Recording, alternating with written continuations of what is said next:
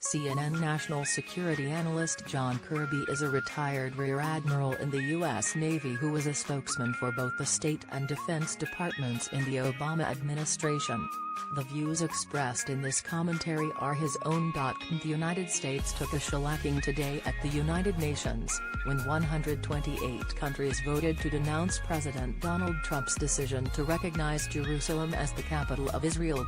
But, in truth, not much is going to change as a result of this vote. The Trump administration will stand by its decision. They'll continue plans to move our embassy to Jerusalem. The moribund peace process will stay moribund. And, despite all Trump's threats, the United States will not cut off aid and assistance to every nation that voted against us. That's because he knows, or at least the more measured people working around him know, that our aid and assistance packages serve our national interests.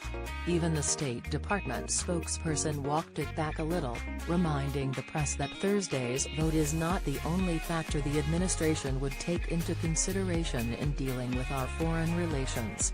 Foreign aid and assistance is not charity. It's vital to our security and to the security of our allies and partners.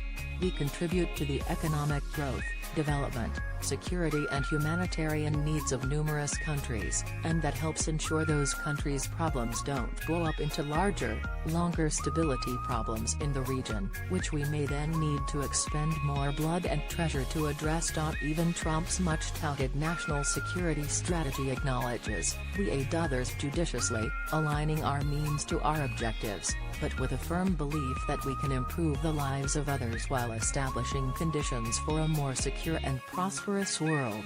Altruism, too, plays a role. Americans are a generous people, kind and selfless.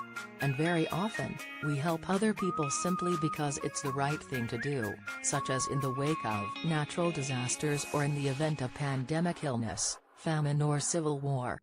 Even then, there is a tangential benefit to America's global reputation and to our influence. It mattered to the vast majority of nations who saw it as an opportunity not only to rebuke Trump, but also to remind themselves and their people of long-standing commitments they made to support UN resolutions about the nature of the Israeli-Palestinian conflict, about the importance of seeking a two-state solution, and about the need to preserve the final status of Jerusalem as an outcome of negotiations between the two sides, rather than as some sort of fait accompli by one or another member state. It mattered because it shows us all just how difficult it's going to be in the wake of Trump's Jerusalem declaration to get those negotiations back on track. We must face the reality that, however distant it already was, a two-state solution is even more out of reach now. And it mattered because the vote further isolates and embarrasses the United States. Complaining about NATO spending, pulling out of the Paris Accord, abandoning the Trans-Pacific Partnership, attempting to decertify the Iran deal. Now this. Under President Trump, the United States is increasingly alone, not first, among nations. And his harping, whining and bullying only make us look petty and small. There was nothing principled or realistic about what Trump and UN Ambassador Nikki Haley tried to do this week. But then, I think they knew they were asking for it. They knew the scrutiny they were going to receive. And I think they like playing the victim. I think they believe victimhood lends credence to their anger and sense of entitlement. It makes it easier for them to play to a base of voters who believe international cooperation and compromise are weaknesses. When a nation is singled out for attack in this organization, said Haley in her speech to the UN on Thursday, that nation is disrespected. What's more, that nation is asked to pay for the privilege of being disrespected. In the case of the US, we are asked to pay more than anyone else for that dubious privilege. Haley should remember that privilege comes with responsibility, that respect must be earned, even nurtured, and that the United Nations isn't one of Trump's country clubs.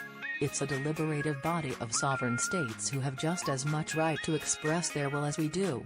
Compromise and accommodation come with the territory.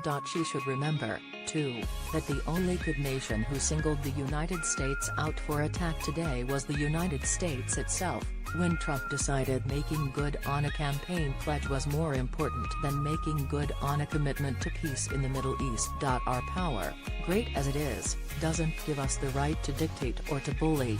It doesn't preside in our